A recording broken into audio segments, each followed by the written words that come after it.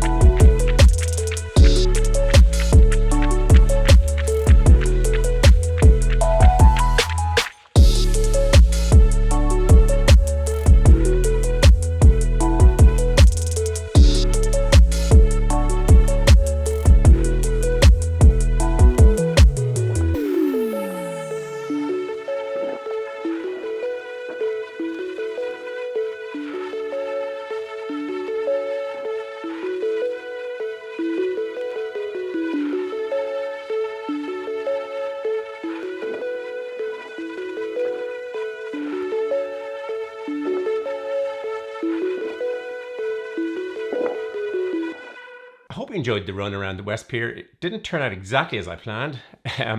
I went out early in the morning and the light was so good on the breakwater that I didn't actually get to the pier bit until the light had sort of faded. But it turned out quite well. I really like the fact that the seagulls, because in part they form part of the Hoka logo, so they started chasing me at some point in time. Not dive bombing me, but anyway, hope you enjoyed the video. Let's put the shoe on the turntable and look at its specifications. Hoka say that the shoe weighs 311.84 grams or 11 ounces. This shoe is a US 12.5D, UK 12, an EU 47 and a third, and a JPN 30.5. The shoe measures 308 millimeters long internally.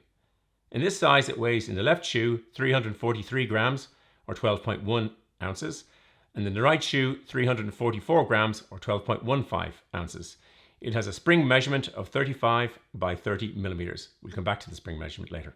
It has a 5 millimeter drop. Hoka say this about the Bondi X: a maximally cushioned road shoe designed to go the distance. The game-changing Bondi X is spring-loaded with our propulsive carbon fiber plate. The original Bondi cushioning and lines are here, providing the soft, balanced ride the franchise is known for. The Bondi X fine-tunes the geometry with an extended rocker for greater acceleration, while also delivering smoother toe-offs thanks to the carbon fiber plate. Hoka's extended crash pad acts like a veritable marshmallow, employing the softest foam in our arsenal to date. Paired with a progressive upper with embroidered TPU yarn, the Bondi X will get you there and then some. Let's review the shoe and see if what Hoka says is true.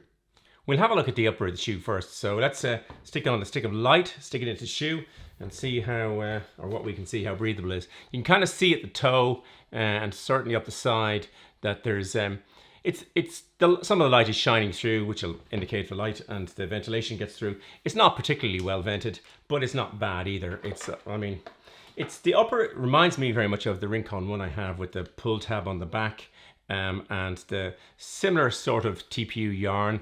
I like the old bird on the back, and it also forms part of the logo, hence I liked it in the running video. The laces are about the right length in this shoe. I've criticized the Mach 4 for being way too long, but they're pretty nice. They've outdone themselves on the tongue on this shoe. I'll actually undo the laces for this one. I've criticized them before, but it's reflective at the top, but it's nicely scalloped. So the scallop goes around your forefoot, and it's beautifully soft where it touches the foot. So yeah, I really like it. It's ventilated more down below, and it's reflective, which helps. The liner is removable, and on it says everyone can level up, which I think is Hoka's aim with the shoe. This shoe is all about the midsole and a little bit about the outsole. Like the Carbon X2, there's a little X down the bottom, and you can see in, and you can see the carbon plate. Unlike the X2, it's set a little bit higher up in the shoe, which I like. It was the same with the X1, so about the same distance up as in the X1. At the side, it's 67 millimeters tall here, 2.64 inches, and I think when you sit into it, your foot sits either side of that, so or in between the two pieces. So it's not like you're sitting on 67 millimeters of foam. What it is I think it's done that way so that it looks like it's got a huge amount of foam to give you the idea that there's a massive amount of cushioning, which there is, but it's just not 67 millimeters of it. In terms of the outsole, it's very similar in some ways to the Clifton 7s that I have, and it's got a little bit of traction, a little bit of grip. I went out last night, and this is the X2, and I went out in these last night in very heavy rain and trying to do tempo runs and intervals, and it was tricky, slippery in the wet. But this has a little bit more traction and a little bit more grip. There's a lot of numbers to go through here. On the side of the shoe, you've got these 3 numbers on Hoka shoes. Now, it's not consistent from shoe to shoe in terms of the types of the numbers, but on this shoe it says S35 by 30, V884, and C002. From what I can find out, the C just refers to a carbon plate. That one has a C001. The V at 884, that's the volume in millimeters of the foam. On a Mach 4, it's 642. On the X2, it's 728. So at 884, this is significantly more foam, which you can kind of see. I don't think you need the numbers. Then it's got S35 by 30. And it's really hard to get to the bottom of this. That is the spring measurement. Now, what Hoka say is that that's the curvature of the shoe with the height of the heel and the height of the toe off the ground. Now, that's not exactly the same as the stack and the drop, but I think in this shoe it probably is, but it isn't in all of their shoes. But nonetheless, the stack height is 35 millimeters, and on most of the Hoka's websites, so the US one, the EU one, the UK one, it lists a 5 millimeter drop. Oddly enough, for the Australian one, it doesn't list the drop at all. Maybe people aren't as concerned, but I certainly, I mean, you've watched these videos, you'll know. I get annoyed that manufacturers don't just publish all this data as a matter of fact. I mean, I emailed Hoka to try and get confirmation, heard nothing back from them. I mean, it's a basic requirement of a shoe size is the stack and the drop, which they'd all just printed, and let's get on with it. It's not like they don't know. You can't physically make the shoe unless they tell the manufacturer what the stack and the drop height is, and it will vary between the different sizes and possibly from male to female, but a bit of basic information from the manufacturers would be much appreciated. This particular shoe weighs 343 grams or 12.1 ounces. Now at that, it's lighter than 2 of the shoes I tested recently, the Cloud Stratus by On Running and the Nike Invincible Run Flyknit. So it's lighter than both of those. At 289 grams and 10.2 ounces. This shoe, the Carbon X2, is lighter than it. The Bondi 7, which I haven't run in, but it's basically this shoe without the plate. That's a little bit lighter, maybe a third of an ounce lighter, but this adds a little bit of weight for the plate. The fit is fine for me. This shoe is a UK 12, EU 47 and a third, US 12 and a half.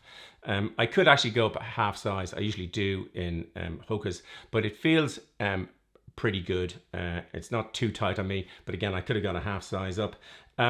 Interestingly enough, on the sole of the shoe, if you look at the back of the shoe, you'll see that it's sort of tapering down there, and it's tapering down there. And if you look from here, you can probably see the outline of it. It's quite wide, certainly compared to the Carbon X2. But I measured it earlier on, and the width at the heel is it's a centimeter wider than my Clifton 7s. I think it's 12 centimeters as opposed to 11, and it's half a centimeter wider at the forefoot. So it's quite a wide, solid base on this shoe. The aesthetics of the shoe is all about the midsole. They want you to realize instantly that there's a big midsole. Yeah, when you pop your foot in, you're down considerably on what it appears, but it does give you the idea, and hence you end up with this high-sided or slab-sided look. I quite like the shoe. I mean, it's kind of growing on me. Originally, I didn't really like the white and evening primrose. I started to like it when I have some blue lights upstairs, and at night in the dark with these blue lights, this yellow bit at the back starts to glow a bit. It's sort of fluorescent, and I kind of like that. And then when I saw them in the morning run, which you've seen in the running video, I really did start to like looking at them more and more. Probably to such an extent that I didn't really want to get them particularly dirty. But yeah, I mean, I imagine in time this will come out in lots of colorways if people buy the shoe, which we'll come to. But yeah, I pretty much like the design of this shoe. I spent some time running in the last couple of weeks in the Mach 4 and also the Carbon X2 to try and get an idea on the feel. This shoe is firm. It's firmer because it adds a carbon plate over the M4, the Mach 4 as it's known. And I did a video about that, which some of you may have seen, or it's on the channel. But anyway, this shoe, it has got a firm feel underfoot as you run along. Now, I quite like that. I really do like that. But I also like this. This is much softer. I mean, it's pretty much what you'd expect it to be. It's quite soft, but there's a bit of spring in it, which I like to absorb my foot as it goes down and push me out as I go ahead. It has got more grip and traction than this particular one, but then I was running in absolutely horrible conditions last night. Didn't wash the shoe before this, and it still looks pretty good. Whereas if I'd been out in these, yeah, white shoes. Why? The shoe costs €220, $200, £180, or $349.95 in Australian dollars. Now, I think Hoka are taking a bit of a flyer on this. The shoe is €20 or £20 more expensive than the Carbon X2 in the UK and in the US. Now, here in Ireland, this shoe is $40 or €40. Ireland, we don't have to use dollars. Euro. It's €40 more expensive than the Carbon X2, which is not inconsiderable, but it's €70 more expensive than the Bondi X. So €70 for the plate.